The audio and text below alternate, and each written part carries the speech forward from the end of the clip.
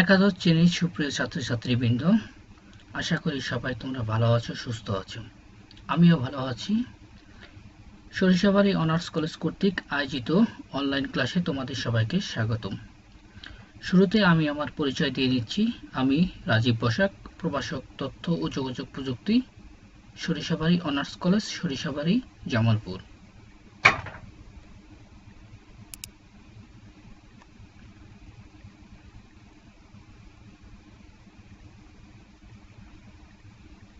আজকে আমরা পড়ব প্রথম অধ্যায়ের আরও 3টি টপিকস নিয়ে। সেই টপিকস 3টি হচ্ছে যোগাযোগ, শিক্ষা ও টেলিমেডিসিন। এ বিষয়টির পাঠ শেষে আমরা যা শিখব: যোগাযোগের নানা ধরনের মাধ্যম সম্পর্কে অবগত হব, ই-লার্নিং সম্পর্কে জানব, টেলিমেডিসিন সম্পর্কে জানব এবং টেলিমেডিসিনের সুবিধাগুলো জানব। প্রথমে আমরা যে বিষয়টি জানব তা হলো যোগাযোগ, ইংরেজিতে যাকে বলা হয় কমিউনিকেশন। তথ্য প্রযুক্তির ক্রমবিকাশের ফলে এখন তাৎক্ষণিক যোগাযোগ সম্ভব হচ্ছে। মূলত টেলিযোগাযোগ ব্যবস্থার উন্নয়নের ফলেই এটি সম্ভবপর হয়েছে, অর্থাৎ আমরা ঘরে বসেই যে কোনো জায়গার মানুষের সাথে দ্রুত যোগাযোগ স্থাপন করতে পারছি। এটি সম্ভব হয়েছে টেলিযোগাযোগ ব্যবস্থার উন্নয়নের ফলে। আমরা এখন পড়ব স্যাটেলাইট নিয়ে। মানে যোগাযোগের একটি ওয়ে হচ্ছে স্যাটেলাইট, মানে স্যাটেলাইটের মাধ্যমে আমরা যোগাযোগ স্থাপন করতে পারি। স্যাটেলাইট হচ্ছে উপগ্রহ। স্যাটেলাইট আবার দুই প্রকার, একটা হচ্ছে প্রাকৃতিক উপগ্রহ, একটা হচ্ছে কৃত্রিম উপগ্রহ। প্রাকৃতিক হচ্ছে পৃথিবী হচ্ছে প্রাকৃতিক উপগ্রহ, চন্দ্র প্রাকৃতিক উপগ্রহ, কেননা পৃথিবী সূর্যের চারদিকে পরিভ্রমণ করে থাকে। সেহেতু পৃথিবী হচ্ছে একটি উপগ্রহ। আবার পৃথিবীর একটি উপগ্রহ হচ্ছে চন্দ্র, কেননা চন্দ্র পৃথিবীর চারদিকে পরিভ্রমণ করে থাকে, সেই জন্য চাঁদ হচ্ছে পৃথিবীর একটি উপগ্রহ। এগুলো হচ্ছে প্রাকৃতিক উপগ্রহ।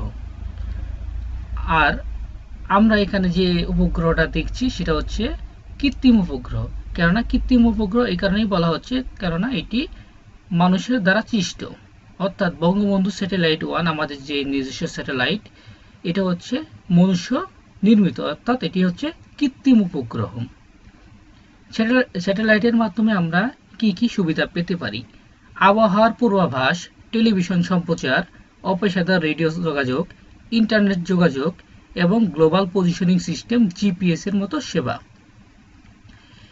বঙ্গবন্ধু স্যাটেলাইট উৎক্ষেপণ হওয়ার মাধ্যমে আমরা 57তম দেশ হিসেবে নিজস্ব স্যাটেলাইটের মালিক হয়েছি। এই স্যাটেলাইটের মাধ্যমে আমরা যে ধরনের সুবিধা পাব: আগে আমাদের বিভিন্ন চ্যানেলগুলোর জন্য যে স্যাটেলাইটের মানে সুযোগ সুবিধা নিতে হতো, অর্থাৎ ভাড়ার মাধ্যমে চালাতে হতো, তা আমাকে এখন প্রয়োজন পড়বে না, কেননা আমাদের নিজস্ব স্যাটেলাইট থাকার কারণে এই জিনিসটা আমরা নিজস্ব স্যাটেলাইট ব্যবহার করে নিজের দেশের চাহিদা আমরা মেটাতে পারবো। এছাড়া এই স্যাটেলাইটের যে আরও সুবিধা হচ্ছে সেটি হচ্ছে যে আগে আমরা যে ভাড়ার মাধ্যমে চালাতাম, এখন আমরা ভাড়ার মাধ্যমে না চালিয়ে নিজের স্যাটেলাইট ব্যবহার করবো। এছাড়া যে স্যাটেলাইটের যে বিভিন্ন কাভারেজ এরিয়া আছে, এই কাভারেজ এরিয়ার মধ্যে যে দেশগুলো থাকবে সেই সব দেশগুলোকে আমরা এটি ভাড়া দেবো এবং ভাড়া দেওয়ার মাধ্যমে আমরা সেই সব দেশ থেকে আমরা বৈদেশিক মুদ্রা অর্জন করতে পারবো। আর এর মাধ্যমে দেশের প্রত্যন্ত এলাকা, যেমন দুর্গম পাহাড়, ঠিক আছে, যেখানে আসলে ইন্টারনেটের সংযোগ দেওয়া সম্ভব না বা টেলিফোন লাইনে কোনো সংযোগ দেওয়া সম্ভব না, সেখানেও আমরা দ্রুত সেবা নিশ্চিত করতে পারি। এখানে শুধুমাত্র ইন্টারনেট ব্যবস্থা বা টেলিযোগাযোগ ব্যবস্থা নয়, এছাড়াও আমরা অনলাইন ব্যাংকিং, টেলিমেডিসিন সেবা, দূরনিয়ন্ত্রিত শিক্ষা কার্যক্রম সহ নানাবিধ সেবা গ্রহণ করতে পারি এই স্যাটেলাইটের মাধ্যমে। প্রাকৃতিক দুর্যোগের সময় যে কোনো প্রকার পূর্বাভাস দিয়ে থাকে এই স্যাটেলাইট, অর্থাৎ প্রাকৃতিক দুর্যোগ যে হবে সেক্ষেত্রে কিন্তু আমরা স্যাটেলাইটের মাধ্যমে আমরা পূর্বাভাস আগে থেকে পেয়ে যাব।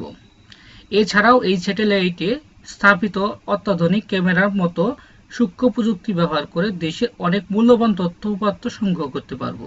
অর্থাৎ স্যাটেলাইট মানে আমাদের নিজস্ব স্যাটেলাইট থাকার কারণে আমরা অনেক ধরনের সুবিধা পাবো। ঠিক আছে, সেহেতু আমরা মনে করি যে এই স্যাটেলাইট আমাদের জন্য কিন্তু একটা লাভজনক, মানে মানে একটা লাভজনক একটা সার্ভিস। মানে এই স্যাটেলাইটের মাধ্যমে আমাদের নিজস্ব ইন্টারনেট ব্যবস্থা, টেলিভিশন সম্প্রচার, তারপরে হচ্ছে আবহাওয়ার পূর্বাভাস, সবকিছুই আগের থেকে আমরা আরো দ্রুত গতিতে করতে পারবো। ইন্টারনেট ইন্টারনেট হলো বিশ্বজুড়ে বিস্তৃত অসংখ্য নেটওয়ার্কের সমন্বয়ে গঠিত একটি বৃহৎ নেটওয়ার্ক ব্যবস্থা। অর্থাৎ এটি হচ্ছে পৃথিবীতে মানে বিস্তৃত এক ধরনের নেটওয়ার্ক ব্যবস্থা। অর্থাৎ এটি পৃথিবীর সব প্রান্তে ছড়িয়ে ছিটিয়ে আছে। অর্থাৎ এর মাধ্যমে আমরা সারা পৃথিবীর মানুষের সাথে সরাসরি যোগাযোগ স্থাপন করতে পারি। অর্থাৎ এটি হচ্ছে একটি আন্তর্জাতিক নেটওয়ার্ক। কেন, যেহেতু বিশ্বজুড়ে বিস্তৃত, সেজন্য একে বলা হচ্ছে আন্তর্জাতিক নেটওয়ার্ক। ইমেইল ইমেইল হলো কম্পিউটার নেটওয়ার্ক ব্যবহার করে এক কম্পিউটার থেকে অন্য কম্পিউটারে তথ্য আদান প্রদান ব্যবস্থা।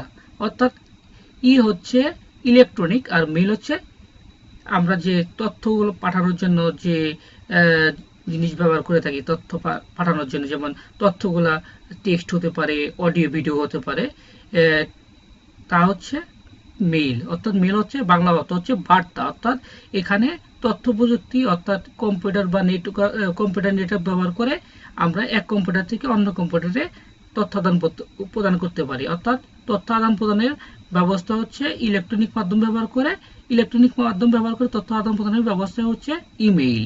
আর এর সাথে আমরা টেক্সট বার্তার সাথে সাথে আমরা কম্পিউটারে বিভিন্ন ফাইল, অডিও ভিডিও, এমএমএস এসবও আমরা পাঠাতে পারি। টেলিকনফারেন্সিং টেলিফোন সংযোগ ব্যবহার করে কম্পিউটার, অডিও মডেম, ভিডিও যন্ত্রের সাহায্যে দেশ বিদেশের বিভিন্ন স্থান থেকে কোনো সভায় অংশগ্রহণ করার পদ্ধতি হচ্ছে টেলিকনফারেন্সিং। অর্থাৎ যে কোনো স্থানেই অবস্থান করুক না কেন কোনো ব্যক্তি, সে তার অফিসিয়ালি কোনো মিটিংয়ে যোগাযোগ করতে পারে টেলিকনফারেন্সিং এর মাধ্যমে। অর্থাৎ এখানে সে শুধুমাত্র কথা বলতে পারবে, কিন্তু ভিডিও সে দেখতে পারবে না। ভিডিও কনফারেন্সিং হলো একসারি ইন্টারঅ্যাক্টিভ টেলিযোগাযোগ প্রযুক্তি, যেগুলো দুই বা ততোধিক অবস্থান হতে নিরবিচ্ছিন্ন দ্বিমুখী অডিও এবং ভিডিও সম্প্রচারের মাধ্যমে একত্রে যোগাযোগ স্থাপনের সুযোগ দেয়। অর্থাৎ ভিডিও কনফারেন্সিং এ আমরা দ্বিমুখী সেবা পেয়ে থাকবো, অর্থাৎ একসাথে আমরা কথা বলা এবং ভিডিও দেখতে পারবো। অর্থাৎ এখানে একটা আমরা চিত্র দেখতে পাচ্ছি। এই চিত্রে দেখা যাচ্ছে যে কিছু লোক অফিসে বসে আছে, আর এখানে দেখছি যে একটা টেলিভিশনের পর্দা, এই টেলিভিশনের পর্দায় কোনো ব্যক্তি যুক্ত হয়ে ভিডিও কনফারেন্সিং এর মাধ্যমে এই সভায় সে অংশগ্রহণ করতে পারছে। অর্থাৎ এখানে যারা অংশগ্রহণ করেছে সবাই কিন্তু সবাইকে দেখতে পাচ্ছে এবং সবার সাথে কথা বলতে পারছে। Bulletin board electronic bulletin board ইন্টারনেটে বিজ্ঞাপন প্রদানের জন্য ব্যবহৃত ইলেকট্রনিক ব্যবস্থা, যেখানে কেন্দ্রীয় কম্পিউটারের সাথে অন্যান্য কম ক্ষমতা সম্পন্ন কম্পিউটার সমূহ টেলিফোন লাইনের মাধ্যমে সংযুক্ত থাকে। অর্থাৎ আমরা এখানে যা দেখতে পাচ্ছি এটি হচ্ছে এক ধরনের বুলেটিন বোর্ড। এছাড়া আমরা কমলাপুর রেল স্টেশনে যখন যাতায়াত করি তখন আমরা দেখতে পাই যে কমলাপুর রেল স্টেশনে কিন্তু টেলিভিশনের মতো একটা বোর্ড থাকে, যেখানে প্রত্যেকটা ট্রেনের সময়সূচি, প্রত্যেকটা ট্রেন কখন আসবে যাবে, কোন ট্রেন কোন প্ল্যাটফর্মে আছে, এটা আমরা যে বোর্ডের মাধ্যমে দেখতে পাই সেটা হচ্ছে বুলেটিন বোর্ড। জিপিএস বা গ্লোবাল পজিশনিং সিস্টেম, বর্তমানে এটা একটি খুব গুরুত্বপূর্ণ একটা প্রযুক্তি, যে প্রযুক্তির মাধ্যমে আমরা যে কোনো স্থানের অবস্থান লোকেট করতে পারি, অর্থাৎ শনাক্ত করতে পারি, সেটা হলো জিপিএস। এটি হচ্ছে স্যাটেলাইট নির্ভর একমুখী যোগাযোগ ব্যবস্থা, যার মাধ্যমে ভূপৃষ্ঠের যে কোনো স্থানের অবস্থান নিখুঁতভাবে নির্ণয় করা যায়। অর্থাৎ যে কোনো ব্যক্তি যে কোনো জায়গায় অবস্থান করুক না কেন ইজিলি তার অবস্থানটা নির্ণয় করা যাবে জিপিএস এর মাধ্যমে।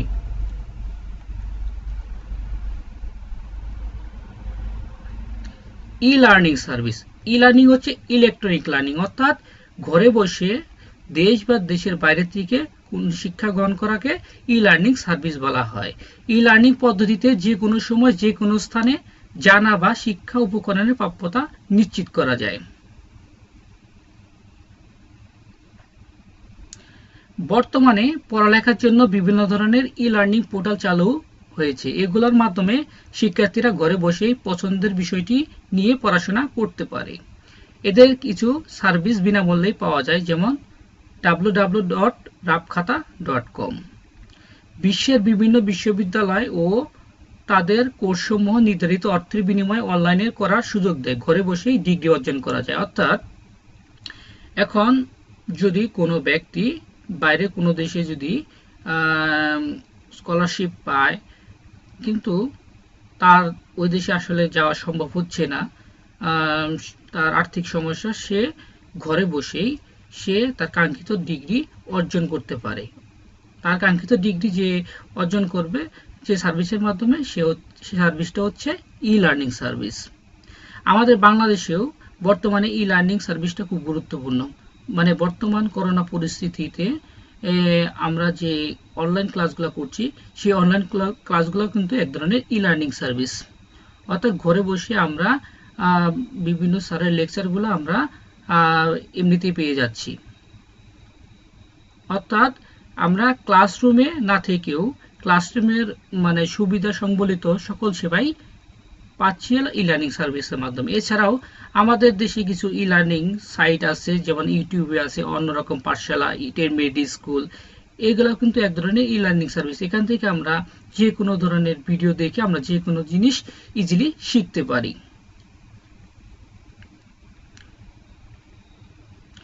টেলিমেডিসিন, তথ্য প্রযুক্তির সাহায্যে রোগীকে চাক্ষুষ না দেখেও ওষুধ দেওয়ার ব্যবস্থাই হলো টেলিমেডিসিন। অর্থাৎ রোগীকে সশরীরে ডাক্তারের সামনে উপস্থিত থাকতে হবে না, এবং ডাক্তারও রোগীর সামনে সশরীরে উপস্থিত থাকবে না। সে কি থাকবে, সে ভিডিও কনফারেন্সিং এর মাধ্যমে যে কোনো রোগীকে চিকিৎসা দিয়ে থাকবেন। অর্থাৎ টেলিমেডিসিন হচ্ছে রোগীকে চাক্ষুষ না দেখে ভিডিও কনফারেন্সিং এর মাধ্যমে তাকে ওষুধ দেওয়ার একটা ব্যবস্থা।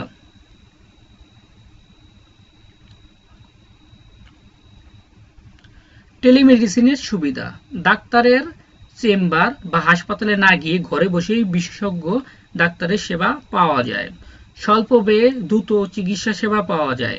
ডাক্তাররা অন্য অভিজ্ঞ ডাক্তারের পরামর্শ নিতে পারে। আমরা এখানে একটা চিত্র দেখছি, এই চিত্রে দেখছি যে একজন ডাক্তার ভিডিও কনফারেন্সিং এর মাধ্যমে অন্য একজন অভিজ্ঞ ডাক্তারের পরামর্শ নিচ্ছেন। বিদেশে না গিয়েও বিদেশি কোনো বিশেষজ্ঞ ডাক্তারের চিকিৎসা ও পরামর্শ গ্রহণ করা যায়। সহজে রোগ বিশ্লেষণ করা যায়, রোগীদের সব তথ্য সংরক্ষণ করা হয়। এছাড়া টেলিমেডিসিন সেবাটা আমরা একটু জেনে নেই যে টেলিমেডিসিন সেবাটা বর্তমানে বাংলাদেশে কেমন। বর্তমান করোনা মহামারী চলাকালীন ICCDDR করোনা মহামারী চলাকালীন আমাদের টেলিমেডিসিন সুবিধাটা অত্যধিক জনপ্রিয় হয়েছে। অর্থাৎ আমরা ঘরে বসে আমরা চিকিৎসা সেবা পাচ্ছি এই টেলিমেডিসিন সেবার মাধ্যমে। অর্থাৎ ঘরে বসে আমরা বর্তমান পরিস্থিতিতে অর্থাৎ করোনা মহামারীর সময়ে আমরা টেলিমেডিসিনের মাধ্যমে বিভিন্ন সুযোগ সুবিধা পাচ্ছি। কেননা করোনা মহামারী হচ্ছে একটা ছোঁয়াচে ভাইরাস, সে কারণে মানুষের বাইরে যাওয়া সম্ভব হচ্ছে না। সেজন্য যে কোনো রোগী তাদের উপসর্গ নিয়ে টেলিকনফারেন্সিং এর মধ্যে ডাক্তারের সাথে কথা বলছেন এবং সুবিধাগুলো পেয়ে যাচ্ছেন। অর্থাৎ তাকে ঘরের বাইরে যাওয়ার কোনো প্রয়োজন পড়ছে না। বাড়ির কাজ, টেলিমেডিসিন বলতে কি বোঝো? টেলিমেডিসিন সম্বন্ধে একটু আগে আমরা আলোচনা করলাম। স্যাটেলাইট কি এই সম্পর্কে আমরা আলোচনা করেছি। ইন্টারনেট এবং ইমেল সম্পর্কেও আমরা আলোচনা করেছি। টেলিকনফারেন্সিং এবং ভিডিও কনফারেন্সিং এর মধ্যে পার্থক্য, টেলিকনফারেন্সিং শুধুমাত্র একমুখী সেবা, অর্থাৎ এখানে শুধুমাত্র আমরা কথা বলতে পারবো কিন্তু ভিডিও দেখতে পারবো না। কিন্তু ভিডিও কনফারেন্সিং এ আমরা দ্বিমুখী সেবা পাবো, অর্থাৎ এখানে একই সাথে আমরা কথা বলতে পারবো এবং ভিডিও দেখতে পারবো। অর্থাৎ টেলিকনফারেন্সিং ও ভিডিও কনফারেন্সিং এর মধ্যে পার্থক্যটা হলো টেলিফোন কনফারেন্সিং এ আমরা শুধুমাত্র কথা বলতে পারবো এবং ভিডিও কনফারেন্সিং এ আমরা কথা বলা ছাড়াও ভিডিও দেখতে পারবো। অর্থাৎ এই বাড়ির কাজগুলো যদি আমরা করতে চাই, অবশ্যই আমার এই লেকচার মানে দেখতে হবে। এই লেকচারগুলো যদি আমরা ঠিক মতো দেখি তাহলে আমরা এই বাড়ির কাজগুলো আমরা সুষ্ঠুভাবে সম্পাদন করতে পারবো। সেজন্য আমরা এই লেকচারগুলো মনোযোগ সহকারে দেখব এবং এখান থেকে বোঝার চেষ্টা করব এবং নিয়মিত বাড়ির কাজ করে যাব। এতক্ষণ সাথে থাকার জন্য আন্তরিক ধন্যবাদ। সবাই ভালো থাকো, সুস্থ থাকো।